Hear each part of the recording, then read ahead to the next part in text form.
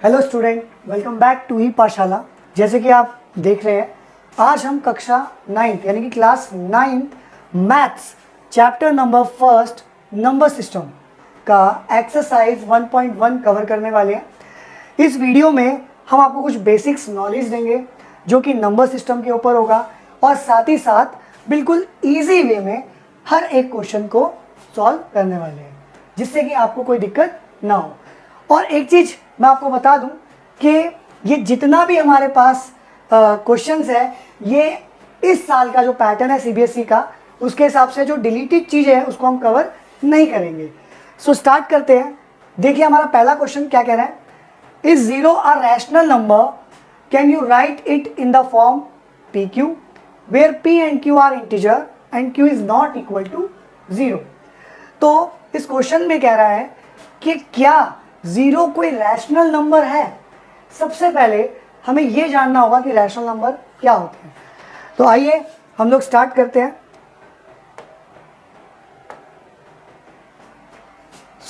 हमारा टॉपिक है आज का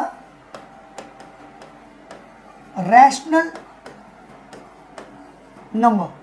ठीक है, बिल्कुल घुमाऊंगा फिराऊंगा नहीं, बिल्कुल इजी वे में आपको बताऊंगा कि रैशनल नंबर क्या होता है, ताकि आपको समझ आ जाए।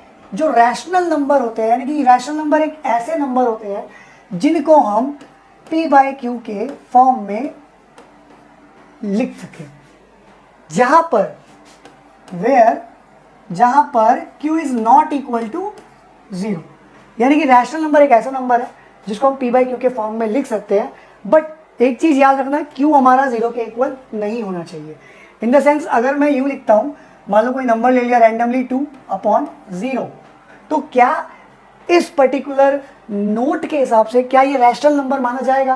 तो ये रैशनल नंबर नहीं माना जाएगा, क्योंकि इसका q जो है वो कितना है, इक्वल टू जीरो।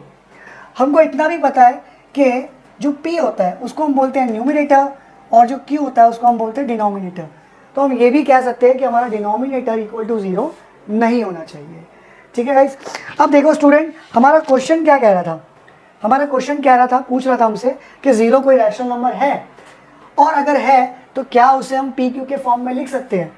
सो आइए गाइस, इसका सॉल्यूशन देखते हैं कि क्या होगा। इसका आंसर है yes, zero is a rational number.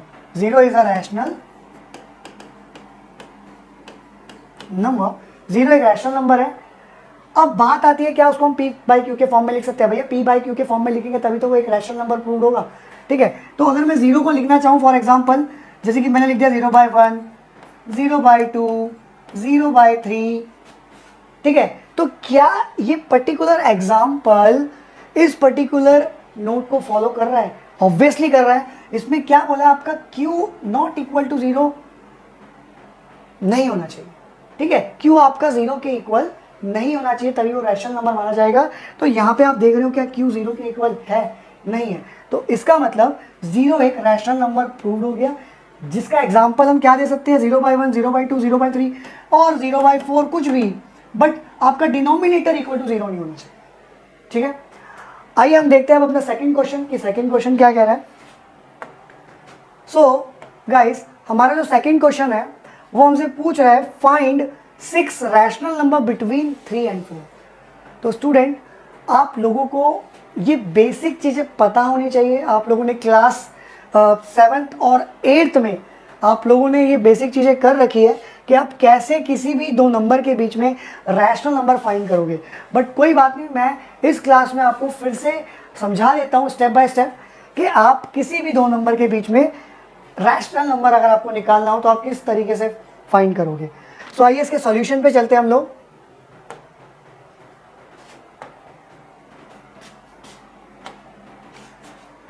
Question में हमसे बोल रहा है, क्वेश्चन नंबर 2 एक्सरसाइज 1.1 के 3 and 4 के बिटवीन हमने क्या फाइंड करना है, 6 रैशनल नंबर।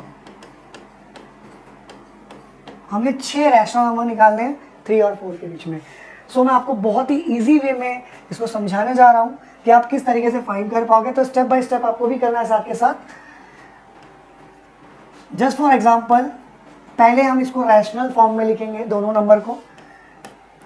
तो मैंने ये पी बाई क्यू के फॉर्म में इसको लिख दिया। हमें पता है कि अगर मैंने डिनोमिनेटर में 1 लिखा तो इसका रिजल्ट बदलेगा नहीं, 3/1 का रिजल्ट भी 3 ही आएगा। 1 को 3 से डिवाइड करेंगे 3 ही मिलेगा। तो इसको मैंने पहले रैशनल फॉर्म में लिखा, पी बाई क्यू के फॉर्म में लिखा। अब मैं न्यूमिनेटर और डिनोमिनेटर दोनों ही टर्म के न्यूमिनेटर और डिनोमिनेटर को मल्टीप्लाई करूंगा किससे, जितना आपने रैशनल नंबर जितना आपसे निकालने बोला है उससे एक नंबर एक्स्ट्रा लेना है हमें। 6 रैशनल नंबर निकालने बोला है तो आप 7 ले सकते हो।